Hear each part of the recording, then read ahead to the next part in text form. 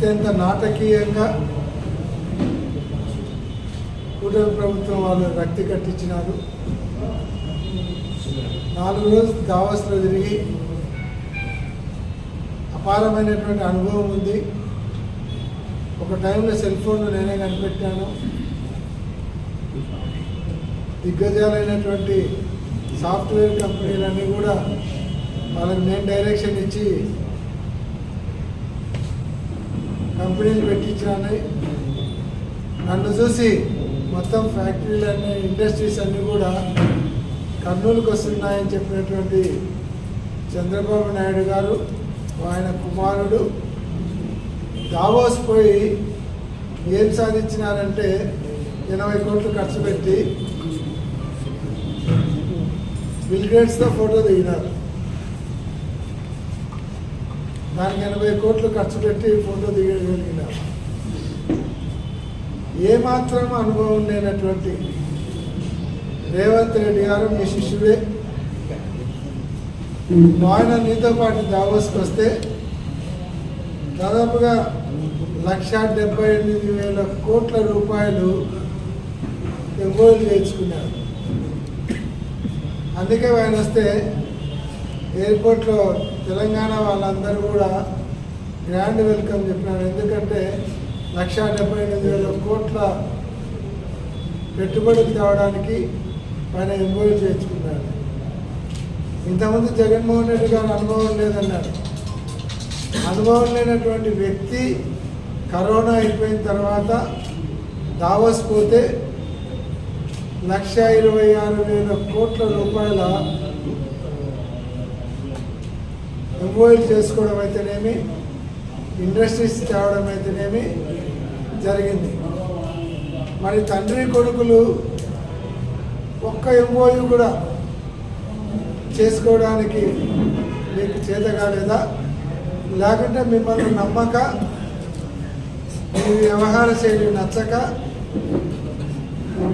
మీరు ఎవరు ఈ రాష్ట్రంలో పెట్టుబడులు పెట్టేదానికి ముందరికి రాలేదా? ప్రజలకు సమాధానం చెప్పాల్సినటువంటి అవసరం ఉంది. దాదాపుగా 3 నెలల నుంచి రాష్ట్ర ప్రజలందరినీ కూడా ఊరిస్తూ ఉన్నారు. చంద్రబాబు నాయుడు గారు దావోస్ పోతే లక్షల కోట్ల పెట్టుబడులు వస్తాయి, బ్రహ్మాండంగా తీసుకొని వస్తాడు, రాష్ట్రం అంతా కూడా సుభిక్షంగా అవుతుంది, ప్రతి యువకునికి ఉద్యోగం వస్తుంది, ఈ కథలు చెప్పినారు. ఆఖరకు మహారాష్ట్రలో వాళ్ళు 16 లక్షల కోట్ల ఎంఓయూలు చేసుకోగలిగారు. మరి మీకు 16 కోట్లు కూడా ఎవరు ఇవ్వలేదు. 16 కోట్లు చేసుకునేదానికి కూడా ముందరికి రావడం లేదు. మీరు మరి దావోస్ పోయి రాజకీయ ప్రకటనలు చేయడము, రాజకీయ విమర్శలకు అక్కడ ప్రాధాన్యత ఇచ్చినారు తప్ప ఇంకోటి కాదు. తర్వాత లోకేష్ను ప్రమోట్ చేసుకోవడానికి మీరే టీజీ భరత్ గారితో ప్రపోజ్ చేయించినారు. నెక్స్ట్ ముఖ్యమంత్రి లోకేష్ బాబు నెక్స్ట్ ముఖ్యమంత్రి అవుతాడని. మళ్ళీ మీరే మందలిస్తారు, ఎందుకంటే పవన్ కళ్యాణ్ అడుగుతాడని. అన్ని డ్రామాలు మీరే ఆడతారు. చెప్పించేది మీరే, మందలించేది మీరే. మధ్యలో మీరు చెప్పిన మాటలు విన్న వాళ్ళు ఫూల్స్ అయ్యేటువంటి పరిస్థితి ఈరోజు రాష్ట్రంలో చూస్తూ ఉన్నాం. ఈరోజు మీరు కొడుకును ప్రమోట్ చేసుకొని పోయినారా, జగన్మోహన్ రెడ్డి గారిని విమర్శించడానికి పోయినారా దావోస్కు, అక్కడి నుంచి పెట్టుబడులు తేవడానికి పోయినారా అనేది ఎవరికి అర్థం కాని మిస్టరీగా తయారైపోయింది. ఈరోజు అక్కడికి పోయి కూడా రాజకీయ విమర్శలు. పోయిన గవర్నమెంట్ రాష్ట్రంలో ఏం చేయలేదు, విద్యావకాశాలు లేవు, ఉద్యోగావకాశాలు లేవు, డెవలప్మెంట్ లేదు, ఇట్లా చెప్పి వచ్చేటువంటి భయపడించినారు. ఏం లేనప్పుడు మేము ఎందుకు పోవాలి? కానీ జగన్మోహన్ రెడ్డి గారు ఉన్నప్పుడు 1,26,000 కోట్లు పెట్టడానికి వచ్చినప్పుడు మీరు పోతే ఎవరు రాలేదంటే మొన్న లోకేష్ బాబు చెప్తాడు, జగన్మోహన్ రెడ్డి గారు ముఖ్యమంత్రి మళ్ళీ కాడంటే మీరు గ్యారెంటీ ఇస్తారా పెట్టుబడులు పెట్టడానికి? మరి ఆ రోజు వాయనప్పని 1,26,000 కోట్లు పెట్టారా? ఈరోజు మీ మీద నమ్మకం లేక పెట్టుబడిదారులు ముందరికి రావడం లేదా? ఈరోజు రాష్ట్ర ప్రతిష్టను దిగజార్చినారు. ₹1 పెట్టుబడి తెచ్చుకోలేదంటే ఇంతకంటే సిగ్గుచేయట్లేదు. ఈ అవమానం మీకు కాదు, ఇది రాష్ట్రానికి, రాష్ట్ర ప్రజలకు, రాష్ట్ర భవిష్యత్తుకు ఇది ముడిపడి ఉండేది. అంత చేతగాని వాళ్ళు మాకు ఆరోగ్యం బాగాలేదు, దావాస్ పోలేకున్నాము, ఆరోగ్యం బాగాలేని దుప్పటి కప్పుకొని ఇంట్లో పండుకోవాల్సింది. ఆడేదో పొడుస్తామని పోయి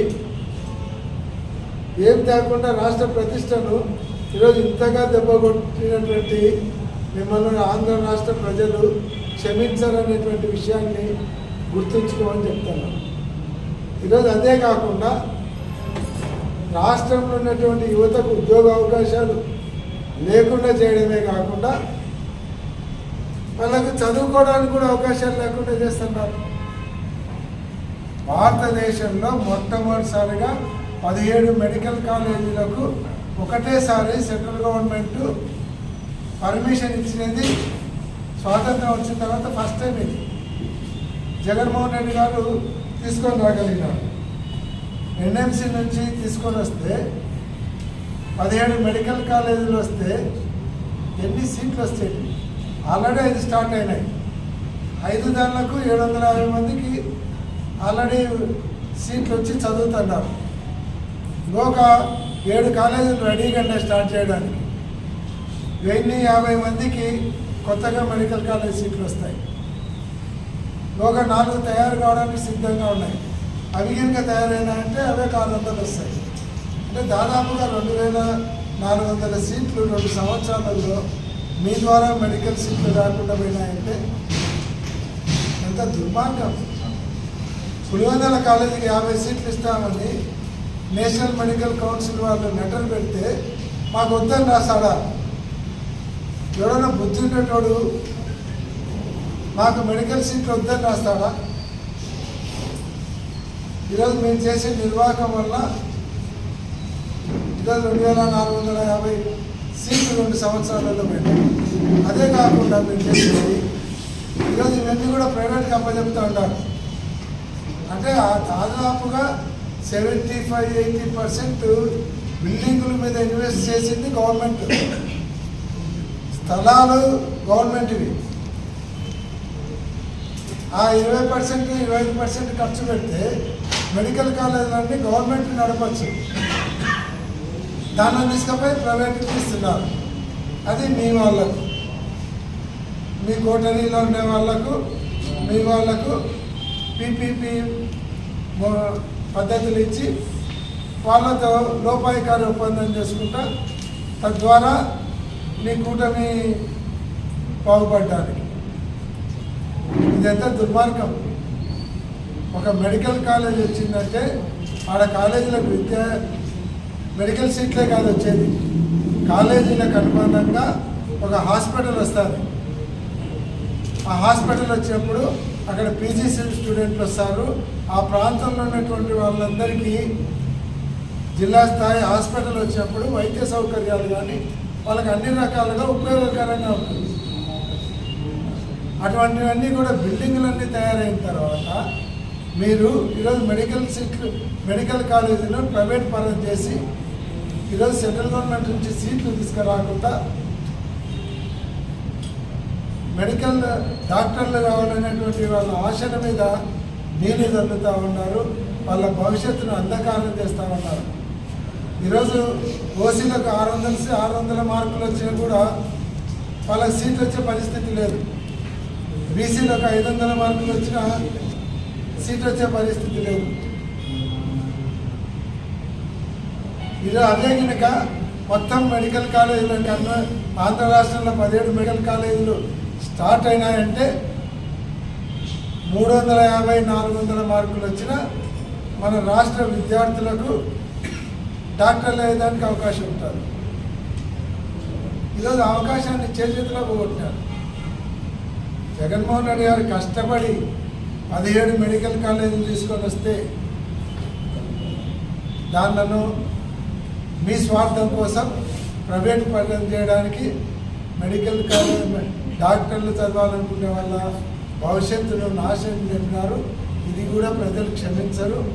విద్యార్థుల తల్లిదండ్రుల శోభ పడుతున్నారు. ఆ ఉసులు మీకు తగలకుండా మానదు. ఈరోజు కేవలం రాజకీయాల కోసము కక్ష కట్టి 17 మెడికల్ కాలేజీలు స్టార్ట్ అయితే జగన్మోహన్ రెడ్డి గారికి పేరు వస్తుందని కక్ష కట్టి ఈరోజు మీరు ఈ రకంగా ప్రవర్తిస్తున్నారు. అట్లా ఉద్యోగాలు తీసుకొని రాలేరు, ప్రైవేటు పెట్టుబడులు తీసుకొని రాలేరు, ప్రభుత్వ ఉద్యోగాలు ఇవ్వలేకున్నారు. ఈరోజు ఏదైతే మీరు సచివాలయ ఉద్యోగులను అడ్జస్ట్మెంట్ కింద తీసుకొని వచ్చి 15,000 ఉద్యోగాలు ప్రభుత్వ ఉద్యోగాలు ఖాళీలో ఉంటే ఫిలప్ చేయాల్సినవి తీసుకొని వచ్చి సచివాలయ ఉద్యోగాలను తీసుకొని వచ్చి దీంట్లో సర్దుతామంటున్నారు. అంటే అట్లా గవర్నమెంట్ ఉద్యోగాలు లేకుండా చేస్తుంటారు, పెట్టుబడులు తేలేక ప్రైవేట్ ఉద్యోగాలు లేకుండా చేస్తుంటారు. డాక్టర్లు చదువుకున్న పిల్లలకు భవిష్యత్తు లేకుండా చేస్తున్నారు. ఇంకా సూపర్ 6 అంటారా, డక్అవుట్ అయినారు. సంక్షేమ కార్యక్రమాలు ఒకటి చేయడం లేదు. ఏమన్నంటే అన్ని గ్రాఫిక్స్ చూపిస్తారు. అక్కడ అమరావతిలో 1,00,000 కోట్లు ఖర్చు పెడుతున్నామని చెప్తారు, నీళ్ళు వస్తే మునిగిపోతున్నాయి. ఇది నిన్న టీవీలో సోషల్ మీడియాలో చూసినాం. ఏదైతే అమరావతిలో వీళ్ళు ఆ ఫౌండేషన్ వేసి పిల్లర్లు కట్టారో దాంట్లో వర్షపు నీళ్ళు ఆగిపోయి చేపలు పట్టుకుంటున్నారు. అవి కూడా పెద్ద పెద్ద చేపలు దొరుకుతున్నాయి. అక్కడ చేపలు అమ్ముకుంటున్నారు. అది రాష్ట్రానికి వచ్చేటువంటి ఆదాయం. వీళ్ళు 1,00,000 కోట్లు అయితే చేపలు పట్టుకునే ఆదాయం రాజధానిలో. కేవలం రాజధానిలో నీళ్లు రాకుండా మునిగిపోకుండా ఉండడానికి, వీళ్ళు కట్టే రాజధాని మునిగిపోకుండా ఉండడానికి కోట్లు ఖర్చు పెడతారు. ప్రపంచంలో ఎవడు పెట్టిట 12,000 కోట్లు. అంటే వర్షాలు వస్తే రాజధాని మునిగిపోకుండా. ఇప్పుడు మనం మునిగిపోయే చోట కట్టే బదులు 12,000 కోట్లు పెట్టి మునిగిన చోట కట్టే. అందుకే జగన్మోహన్ రెడ్డి గారు అన్ని ప్రాంతాలు కూడా డెవలప్ కావాలని వివిధ ప్రాంతాలలో రాజధాని పెట్టడానికి 3 రాజధానులు సిస్టమ్ చేస్తే మీరు మళ్ళా తీసుకుపోయి అక్కడనే పెట్టినారు, అక్కడనే డెవలప్ చేస్తున్నారు. ఒక్కొక్క స్క్వేర్ ఫీట్కు 15,000 రూపాయలు ఖర్చుతున్నారు. ఇష్టం వచ్చినట్టు చేస్తున్నారు. కానీ మళ్ళా ఎలక్షన్ దగ్గరకు వస్తాయి, ప్రజలు బుద్ధి చెప్పే రోజులు కూడా దగ్గర ఉన్నాయనేటువంటి విషయాన్ని గుర్తుపెట్టుకోవాలి. దావోస్లో మీరు ఏమీ సాధించలేకపోయినందుకు ఆంధ్ర రాష్ట్ర ప్రజలకు బేషరతుగా క్షమాపణ చెప్పాలని డిమాండ్ చేస్తున్నాం. అంతేకాకుండా ఫీజు రీయింబర్స్మెంట్ ఇంకా 3,900 కోట్లు రిలీజ్ చేయాల్సినటువంటి అవసరం ఉంది.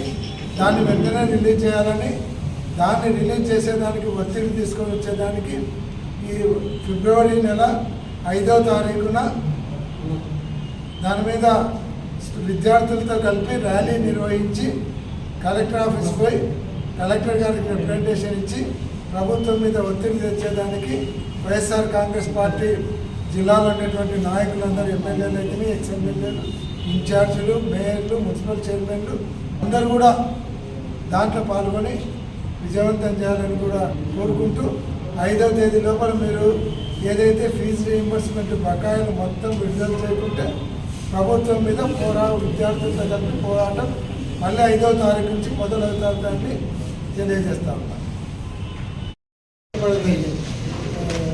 ఉక్కు పరిశ్రమ శాఖ మంత్రి ఏదైతే మేము కరోనా అయిపోతానని దీన్ని ప్రైవేటైజేషన్ చేయాలనుకుంటే అప్పుడు స్టేట్ గవర్నమెంట్ రెజల్యూషన్ పాస్ చేసి అసెంబ్లీలో పంపించింది, ఆపినాము ప్రస్తావికంగా.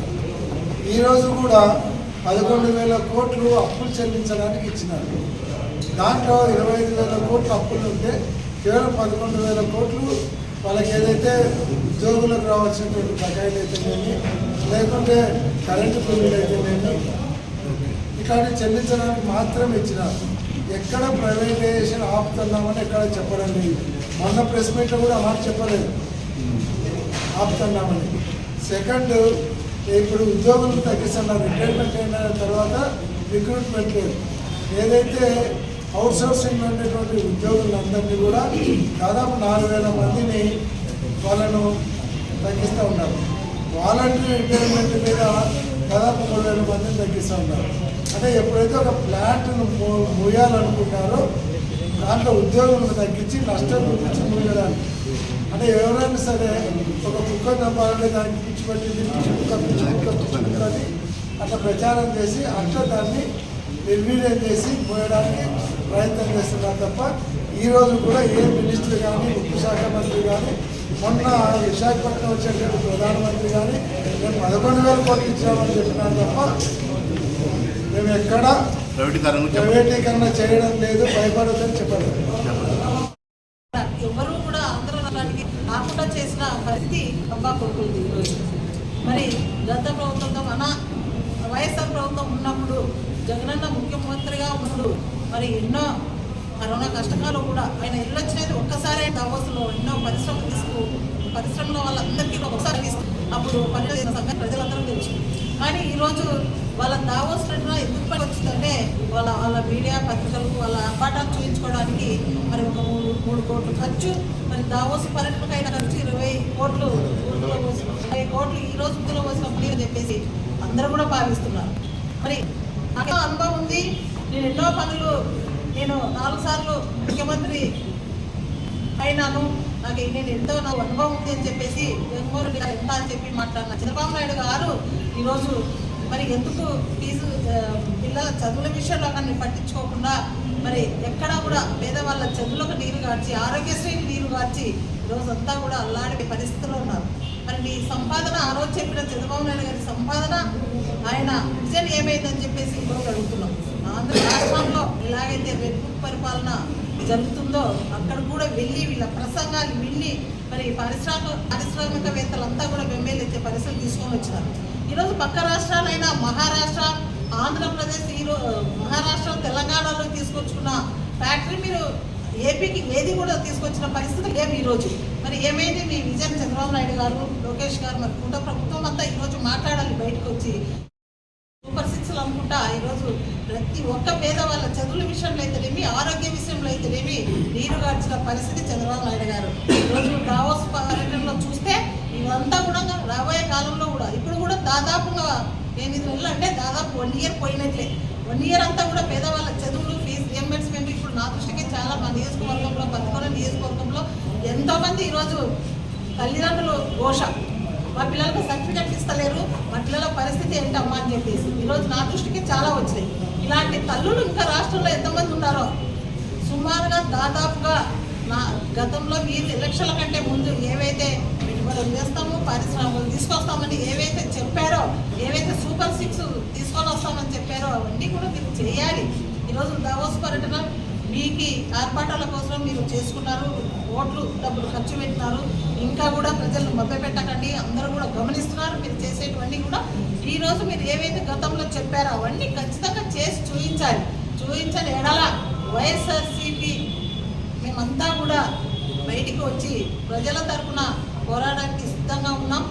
పిల్లల చదువుల విషయంలో కానీ మరి 4,500 కోట్లు మీరు ఏవైతే ఉన్నాయో ఖచ్చితంగా వెంటనే విడుదల చేయాలని చెప్పేసి ఈరోజు మేము కోరుతున్నాం. ప్రజల పక్షాన, తల్లిదండ్రుల పక్షాన మేమంతా కూడా వైఎస్ఆర్సీపీ తరఫున పోరాటం ఎంతవరకైనా చేస్తామని చెప్పేసి ఖచ్చితంగా ఈ కూటమి ప్రభుత్వాన్ని నిలదీస్తాము. కూటమి ప్రభుత్వము ప్రజల తరఫున కూటమి ప్రభుత్వాన్ని నిలదీస్తామని చెప్పేసి చెప్పినవన్నీ కూడా మీరు నిలబెట్టాలి కూటమి ప్రభుత్వం చెప్పేసి ఈ సందర్భంగా వేరే ద్వారా వాళ్ళకి తెలియజేస్తాం. ఎలక్షన్లు అయిపోయిన నుంచి ఆయన చెప్పినటువంటి మాటలు కానీ చేసినటువంటి పనులు కానీ ఏ ఒక్కటి కూడా ఎల్లో మీడియాలో హైప్ చేసుకోవడం తప్ప అబద్ధాలన్నీ. ఒక పెన్షన్ ఏమన్నా చేస్తే చేసినానేమో కానీ అవి కూడా ఇచ్చినట్టే ఇచ్చి ఎలా కోతలు పెట్టాలా పెన్షన్లో అన్నట్టుగా ప్లాన్లు వేసి కోతలకు సిద్ధమైనటువంటి వ్యక్తి చంద్రబాబు నాయుడు. ఇవాళ వైఎస్ఆర్సీ పార్టీ నాయకులకు అందరికీ తెలుసు దావోస్ పోయిన ముఖ్య చేతులతో రావాల్సిందే సంగతి. ఎందుకంటే ఏ రాష్ట్రాన్నైనా రాజును అనుసరించే రాష్ట్రం పరిపాలన నడుస్తుంటది, రాష్ట్ర ప్రజలు ఫాలో అవుతుంటారు. మన దౌర్భాగ్యం ఏంటంటే ఇక్కడ రెడ్ బుక్ రాజ్యాంగం మీకు అందరికీ తెలుసు. అంటే లోకేష్ తన పాదయాత్రలో రెడ్ బుక్ అనేది ఒకటి పెట్టి దాంట్లో పేర్లు రాస్తున్నామని చెప్పి ఎవరైతే వైఎస్ఆర్సీ పార్టీకి కీలకంగా పనిచేసినారో, రాజ్యాంగ పరంగా పరిపాలన పరంగా ఎవరైతే సక్రమంగా చేసినారో, అంటే వాళ్ళకు తెలుగుదేశం పార్టీకి తొత్తులుగా ఉండకుండా పనిచేసినటువంటి వ్యక్తి రకరకాల ఐపీఎస్లో ఐఏఎస్లో ఎన్ని రకాలుగా మరి వాళ్ళు ఇబ్బందులకు గురి చేస్తున్నారు. ఏం పారిశ్రామికవేత్తలకు తెలియదా? ఇక్కడ ఎన్ని రకాల కేసులు పెట్టి సతాయిస్తున్నారు.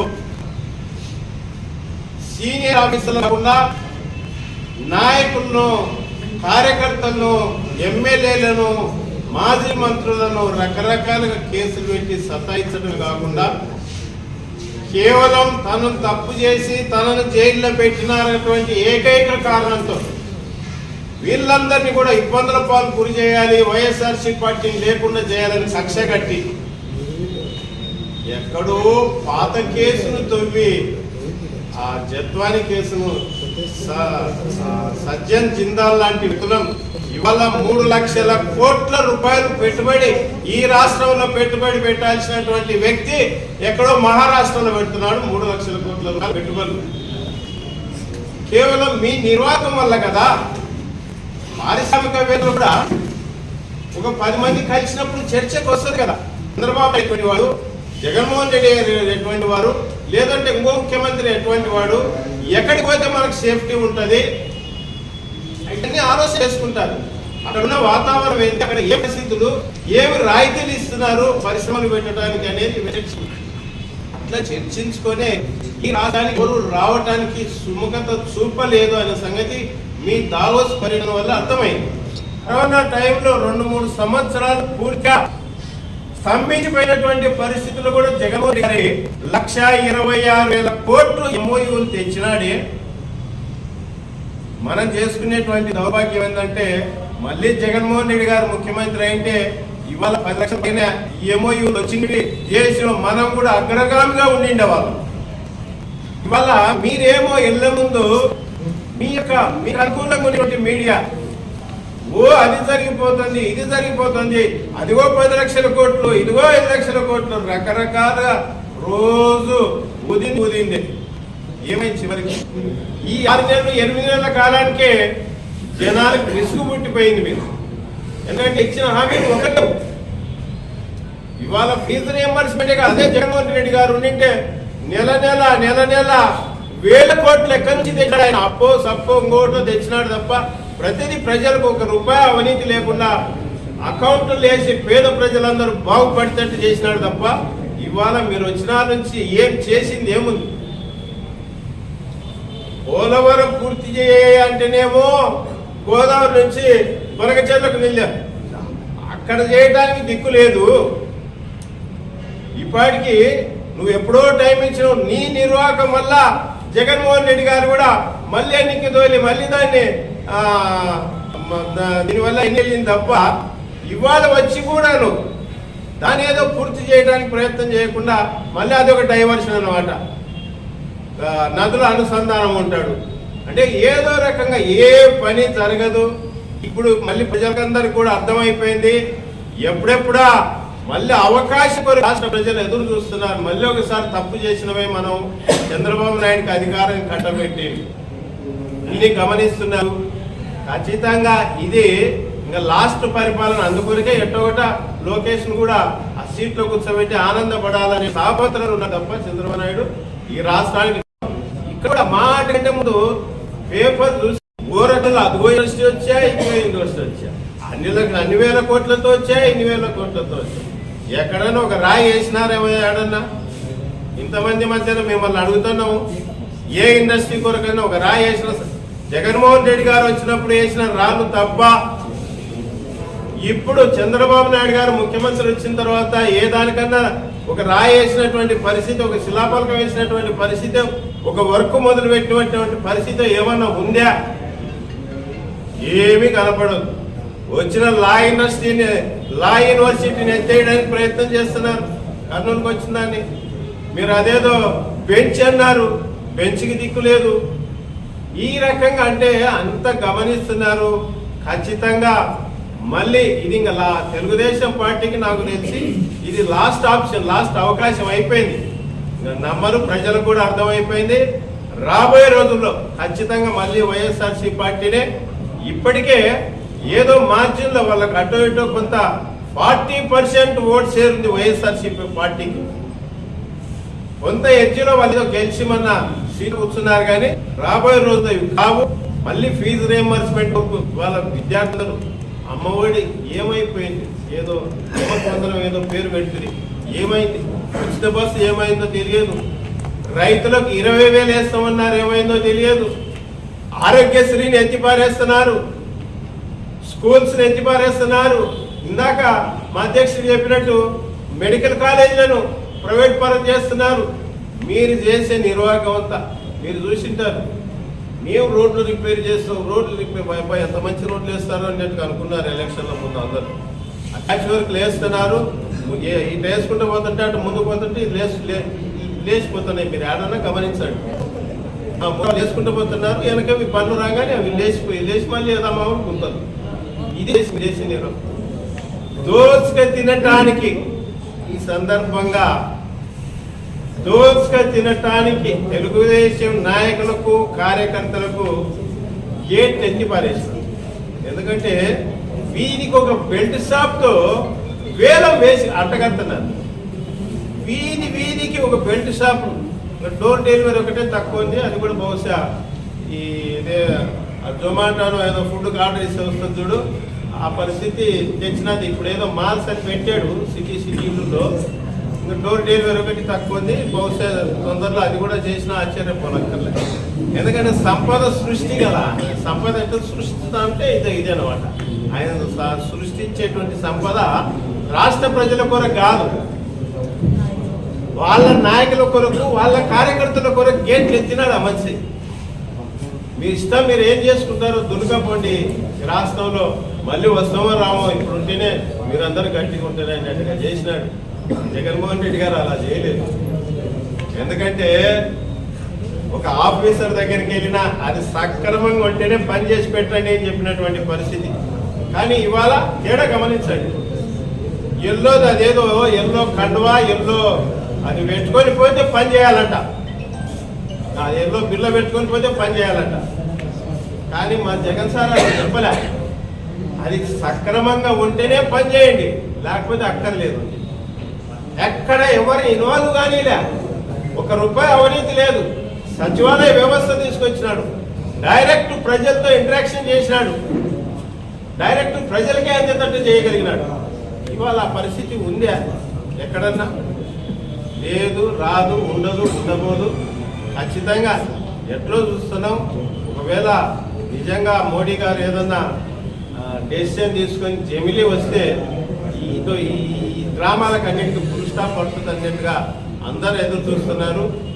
ఖచ్చితంగా రేపు ఇందాక అధ్యక్షుడు చెప్పినట్టు రేపు 5వ తారీఖు ఫీజు రియంబర్స్మెంట్ గురించి కనీసం మేము అవి చేస్తే కళ్ళన్నా తెలిసి వాళ్ళకి ఏదైనా మేలు జరుగుతుందేమో అన్నట్టుగా దీనికి అందరూ సహకరించి ఈ రాష్ట్ర ప్రజల శ్రేయస్సు కొరకు, విద్యార్థుల భవిష్యత్తు కొరకు అందరూ సహకరించాలి. 5వ తారీఖు ర్యాలీలు ఉంటాయి, అందరూ అంతటా జిల్లా అంతా పార్టిసిపేట్ అవుతారు. ఖచ్చితంగా మీరందరూ కూడా ఈ విషయంలో సహకరించాలని మనస్ఫూర్తిగా కోరుకుంటూ సెలవు తీసుకుంటున్నారు.